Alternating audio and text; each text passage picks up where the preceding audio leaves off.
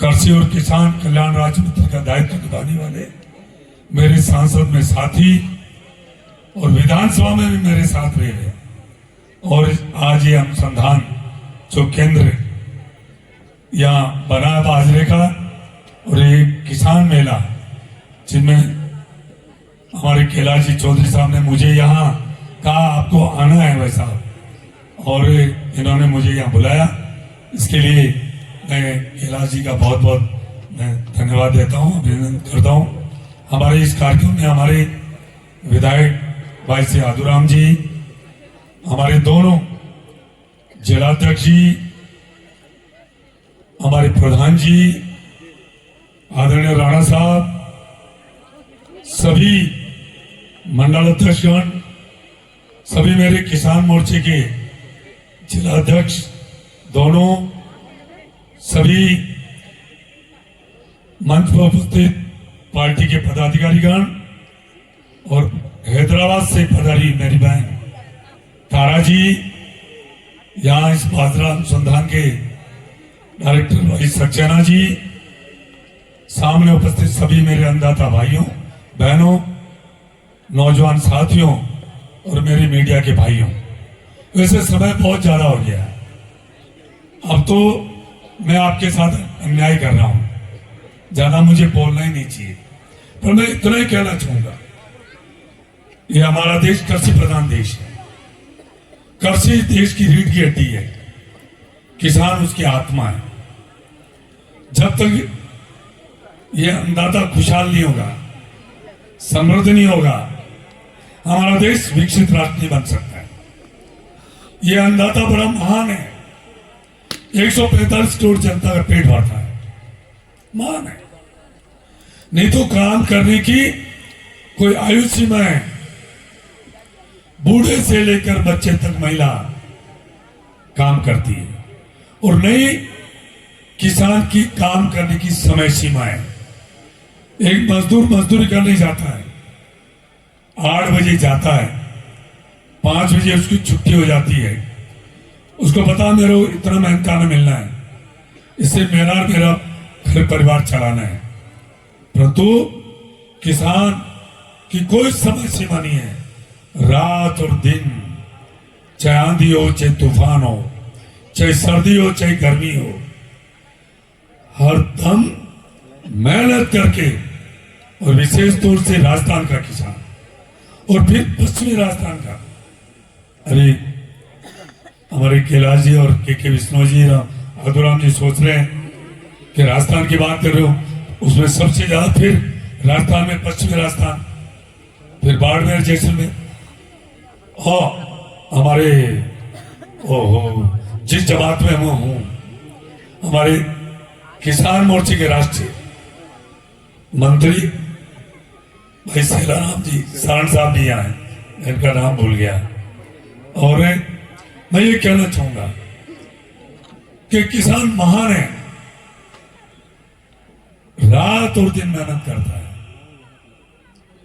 परंतु अन्नदाताओं में आपसे निवेदन करना चाहूंगा कि हमें अब किसान को भी उन्नत तरीके से करने की जरूरत है। यहाँ मैं तारा जी बैठी है, सक्सेना जी बैठे हैं यहाँ, और मेरे साइंटिस्ट सब बैठे हैं, वैज्ञानिक। मैं कह सकता हूं कि आने वाला समय एग्रीकल्चर किसानी का होगा, कृषि का होगा। सबसे बड़ी इंडस्ट्री इस हिंदुस्तान में कृषि होगी, और उस कृषि में भी पूरे देश में, ये तारा जी बैठी है यहाँ, पूरे देश में सबसे ज्यादा लैंड भूमि हमारे राजस्थान में, राजस्थान में भी हमारे पश्चिमी राजस्थान, और उसमें भी बाड़मेर जैसलमेर बालोतरा, जो तो जिला बन गया, ये तीनों जिलों में सबसे ज्यादा जमीन है। तो इसलिए आने वाला समय आपका होगा, आने वाला समय पूरे देश में नजर हमारे राजस्थान के किसानों पर है। और वास्तव में कहने लगे, अभी परसों की बात है, ब्राजील से डेलीगेशन आया था, वो चाह रहे थे कि हमारे हिंदुस्तान के किसान और ब्राजील के किसान मिलकर यही दूसरे की तकनीकी को अपनाए और हम क्या बेहतर कर सकते हैं। सच पूछो तो हमारी तकनीकी ले जाके आज ब्राजील पैदावारी में हमसे कई गुना ज्यादा बढ़ गई है। खेती में नहीं, आपने सुना होगा हमारी एक तो गिर नस्ल और एक शायद थारपार, दो नस्लें, उन्होंने उसकी 41 करोड़ में 41 करोड़ रुपए में एक गाय बिकी। अभी 1101 किलो वजन है। 41 करोड़ में गाय बिकी है। वास्तव में आपने भी फोटो देखी, मैं भेज दूंगा आपके पास। और वो कौन सी नस्ल है? हमारे देश की, आंध्र प्रदेश की मंगोल, और एक गिर नस्ल, दो की ब्रीड से उन्होंने नस्ल सुधार किया है। आपको पता है किसान की दो आमदनी के जरिए, एक तो कृषि और एक पशुधन। अन्नदाता भी हुआ और दूधदाता भी हुआ। इसलिए हमें अब नई तकनीकी से खेती करने की जरूरत है। और बाजरा अनुसंधान, ये तो कैलाश जी ने खूब मेहनत करके यहाँ लिए, अब इसका फायदा उठाना है। मैं अभी मंत्री जी विष्णु जी ने कहा, इन्होंने सही बात कही है कि इस देश में किसानों के हितैषी कौन हो सकते हैं। एक तो केवीके और एक एफपीओ, जो नीचे फ्रूट लेवल काम कर सकते हो। 731 केवीके, 10,000 एफपीओ है। यदि ईमानदारी से काम करें और जन जागरण अभियान चलाए, आम किसान को पता ही नहीं है, आम किसान को उसका फायदा मिलना चाहिए। एपीओ है, या 2 एपीओ बने हुए। मैं कह रहा हूं कि जो एपीओ जिन्होंने बनाए वो आम किसान को कैसे फायदा मिले, इसके लिए उसकी बहुत उनकी एक जिम्मेदारी बन गई है महत्वपूर्ण, कि उसके ऊपर किसानों को जोड़कर किसानों को कैसे लाभ मिले उसके बारे में सोचने की जरूरत है। तो इसलिए मैं कहना चाहूंगा कि एपीओ और कृषि विज्ञान केंद्र केवीके, ये दोनों एक सशक्त माध्यम है कि आम किसान को जोड़कर ये काम करें। मैं कह रहा हूं प्रधानमंत्री मोदी जी ने जब से 2014 से उन्होंने जिम्मेदारी संभाली है प्रधान सेवक के रूप में, उन्होंने सबसे पहले फोकस दिया है गांव गरीब किसान के, गांव का विकास कैसे हो, इस देश के अन्नदाता किसानों का भला कैसे हो। इसलिए उन्होंने किसान सम्मान निधि 2014 के पहले, अभी हमारे पूर्व मंत्री कैलाश जी कह रहे थे, जो एमएसपी बाजरे की थी 1250 रुपए था, आज 2625 रुपए। 10 साल में डबल से ज्यादा बढ़ी है। दुर्भाग्य राज देश का, जिन्होंने कई वर्षों तक केंद्र राज्यों में सरकारें दी, उन्होंने नारे जरूर दिए किसान की भलाई के लिए, गरीबी हटाने के लिए, परंतु उन्होंने गरीबी नहीं हटाई, गरीब को हटाने का काम किया। परंतु अब हमारे देश के प्रधानमंत्री मोदी जी ने सबका साथ, सबका विकास, सबका विश्वास और सबके प्रयास के मूल मंत्र के आधार पर जो उन्होंने काम किया है, मैं कह सकता हूं उनका सपना है कि 2047 देश को विकसित राष्ट्र बनाना है।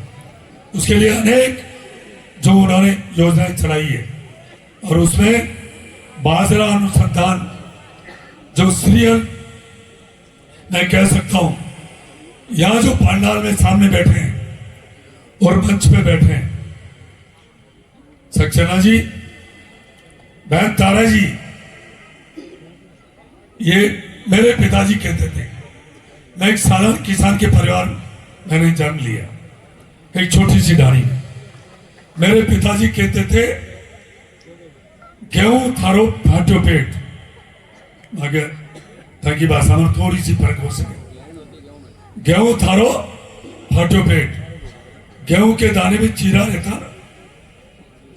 गेहूं थारो फाटो पेट, खावे धन्ना सेठ। ये जो गेहूं है ना, ये खाद्यान्न हमारा नहीं था, ये बाहर का है। ये जो सीरियल है, बाजरा है, मक्का है, जवार है, जौ है, रागी है, ये इसमें पौष्टिक तत्व है। मैं कह सकता हूं ये यहां वैज्ञानिक बैठे हैं। गेहूं से बनी हुई कोई चीज, कोई खाद्य वस्तु हो, चाहे रोटी हो, चाहे कोई हो, ब्रेड हो, कोई भी हो, यदि दोबारा उसको गर्म कर दे तो वो बहुत ज्यादा हानिकारक होती है। और बाजरे और सीरियल की कोई, जैसे बाजरे की रोटी है, आप उसको आज की बनाई हुई, आप कल उसको गर्म करें, उसमें पौष्टिक तत्व बढ़ता है। आज कई तरह की जो बीमारियां चली है, इसका कारण है कि जो मोटा अनाज, जो प्रधानमंत्री जी ने सीरियल का एक संज्ञा दी है, हम उस आहार से दूर हो गए। इसलिए हम सबको सीरियल, संसद में भी आप जब मंत्री थे, आपने वहां रखा था मिलेट्स का, बाजरे का चूरमा और बिस्किट्स, कई, मैं कह सकता हूं आज किसान पीछे क्यों है। जब तक वैल्यू एडिशन नहीं होगी, सीधा पैदावार की है। आज चाइना है, जैसे यहाँ टमाटर है, किसान के रेट कम होती है, सड़क पे फेंक देता है। चाइना वाले पता नहीं क्या करते हैं। तो इसलिए हम सबको भी वैल्यू एडिशन 20-22 तरह के बाजरे से, चाहे बिस्किट है, चॉकलेट्स है, कई तरह के जो बनाकर वैल्यू एडिशन करके और उसमें काम करने की हमको जरूरत है। एक हमारी धरती को हमने नस्ली बना दी है। वो समय भी था एक, जो हमारे देश के तत्कालीन प्रधानमंत्री लाल बहादुर शास्त्री जी ने कहा था, अभी नहीं तो बहन ताराजी सक्सेना जी कहेंगे हमारे वैज्ञानिकों तो कोस रहे हो। नहीं, मैं वैज्ञानिक को बहुत बहुत साधुवाद देना चाहूंगा। जो तत्कालीन प्रधानमंत्री लाल बहादुर शास्त्री जी ने कहा था अनाज की देश में कमी हो गई थी, और उन्होंने कहा था कि एक हफ्ते में एक दिन का अवकाश रखें, क्योंकि अन्न की बहुत बड़ी कमी थी। और तो हमारे वैज्ञानिकों ने आज हमारे खाद्यान्न में हमारे देश को आत्मनिर्भर किया, परंतु और भी कुछ करने की जरूरत है। जैसे बाजरा पहले 120 दिन में पकता था, अब 70 दिन में पकने लग गया, क्योंकि जो ये क्षेत्र 400 या मिलीमीटर बरसात होती है, बहुत कम होती है, परंतु बाजरा बहुत पौष्टिक तत्व है। इसमें हमें बाजरे को ज्यादा से ज्यादा उपयोग करके यहाँ करना चाहिए, ये मेरा आप सबसे निवेदन है। परंतु मैं इतना कहना चाहूँ आप सबको कि हम सबको ये जो धरती को नशीली कर दी है, उसको हमें ध्यान देने की जरूरत है। जब धरती बीमार हो जाएगी तो मनुष्य नहीं, पशु पक्षी नहीं, प्राणी मात्र भी प्रभावित होने से नहीं बच पाएगा। इसलिए हम सबको, अब प्रधानमंत्री मोदी जी ने हमारे राजस्थान में हनुमानगढ़ से मिट्टी परीक्षण का मृदा स्वास्थ्य कार्ड बनाया उन्होंने। मैं एक बात कहना चाहता हूं, मान लो मैं बीमार हो गया और मैं डॉक्टर के पास गया, डॉक्टर ने मुझे कहा आपको जुकाम हो गई है, सुबह शाम आपको 2 खुराक लेनी है। क्या मैं 2 खुराक की जगह मैं 4 खुराक ले लूं तो मुझे फायदा होगा कि नुकसान? नुकसान होगा ना। यही स्थिति इस हिंदुस्तान का अंदाजा कर रहा है। इसलिए मेरा आप सबसे निवेदन है कि आप मिट्टी का परीक्षण कराइए। ये केवीके और एपीओ के मार्फत आप किसान में जन जागरण अभियान चलाकर मिट्टी का परीक्षण करवाए। उसमें क्या कमी है, जिप्सम की कमी है, पोटास की कमी है, जो भी है जो जरूरत है वो उसमें डालें। मैं कह सकता हूं इसके अलावा हमें जैविक खेती की ओर जाना होगा। देखिए, इस धरती को बचाना है, जैविक खेती, और प्रधानमंत्री मोदी जी का सपना है कि हमें नेचुरल प्राकृतिक खेती की ओर जाना होगा। देखिए, प्रकृति ने हम सबको सब कुछ सक्षम बनाने के लिए दिया है, और इस धरती को भी वो ताकत दी है जिससे जो भी हम पैदा करते हैं उसकी उपज पूरी हो सकती है। आज किसान तकलीफ में क्यों है? उसका लागत मूल्य बढ़ गया, उत्पादन कम हो गया है, और इसलिए किसान घाटे में जा रहा है। तो प्रधानमंत्री जी चाह रहे हैं कि हमें जैविक खेती और प्राकृतिक खेती की ओर जा रहे हैं।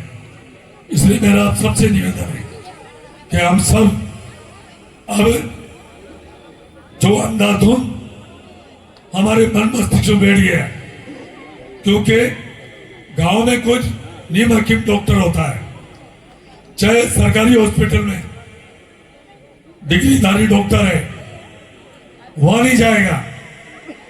आप गांव वालों को एक जोली छाप डॉक्टर है और उनके दिमाग में बैठ गया कि वहां जाने से मैं ठीक हो जाऊंगा, चाहे उसको पता नहीं है कि उससे नुकसान भी हो सकता है, जान भी जा सकती है। ऐसे ही अन्नदाता किसान सीधे ऐसे से जुड़े हुए हैं, जो वो राय दे देते हैं वही काम कर लेते हैं। आपको अब ऐसा नहीं करना है, आप घाटे में जा रहे हो, आपका लागत मूल्य बढ़ रहा है, आपका उत्पादन भी कम हो रहा है, और धरती भी बीमार हो रही है। इसलिए धरती को भी बचाना है, आपको भी बचाना है, आपकी लागत मूल्य कम करना है।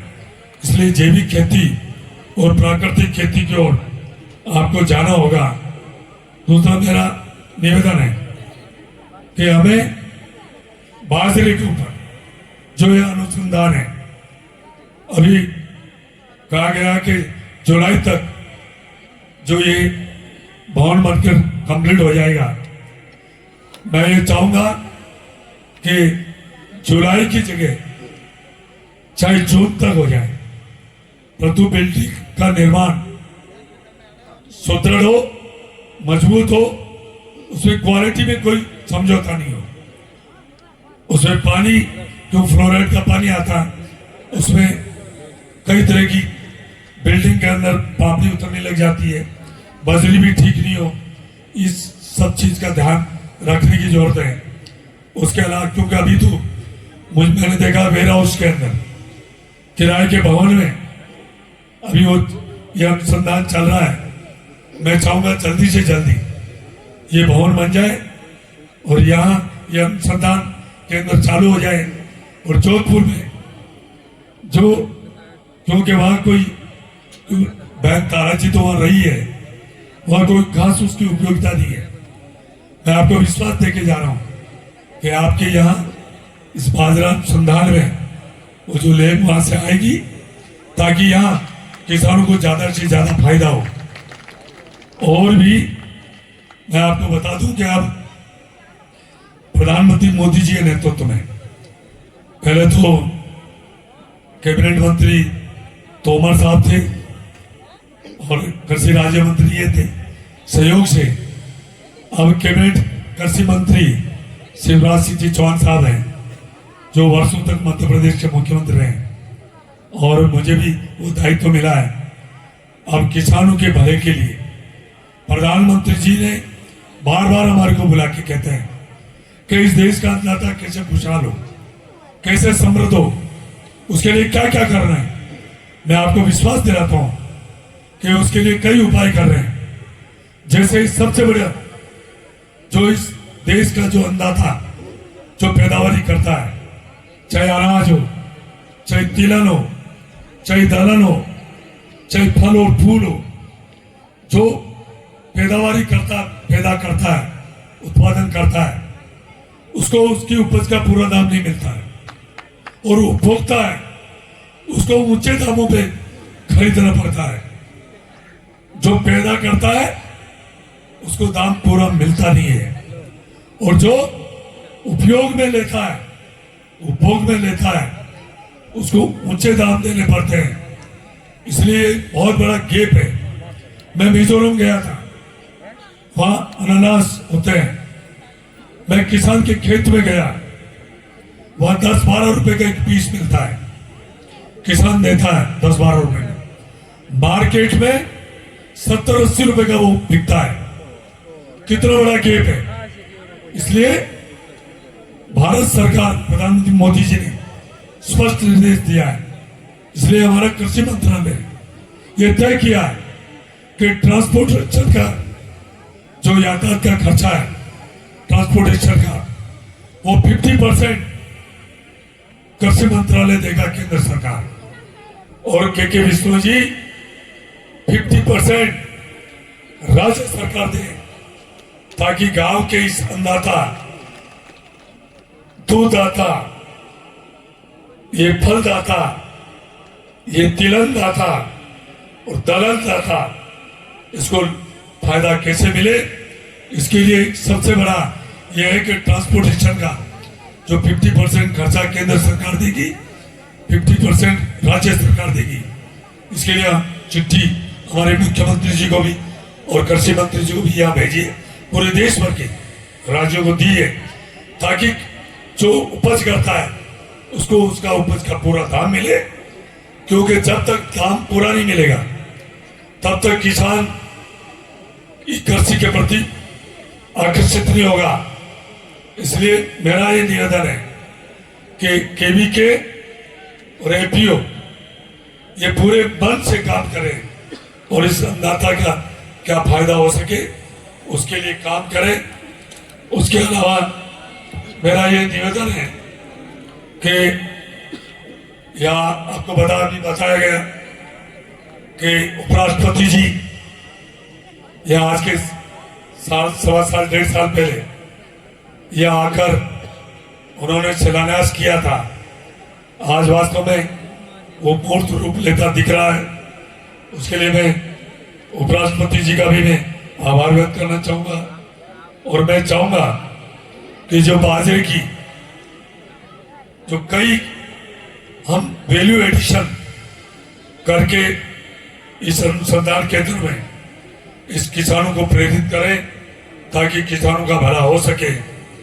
और आईसीआर में यहाँ और भी कोई इस अनुसंधान केंद्र में जो कोई भी जरूरत है, आप समझते हो कि केंद्र सरकार द्वारा जो भी आप आवश्यकता समझोगे, मैं आपको विश्वास दिलाता हूं कि उसमें किसी तरह की हमारे केंद्र कृषि मंत्रालय से कोई कमी नहीं रहेगी।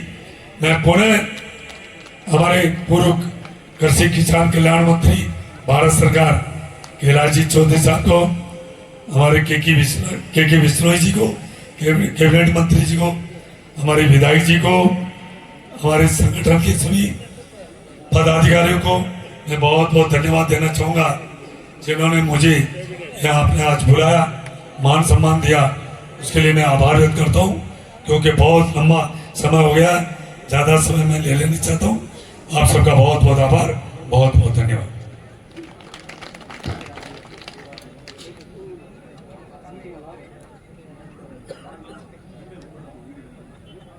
देखिए, वास्तव में बहुत यहाँ अभी तो बाजरे का अनुसंधान केंद्र बना है, जीरा भी, इसबगोल जीरा,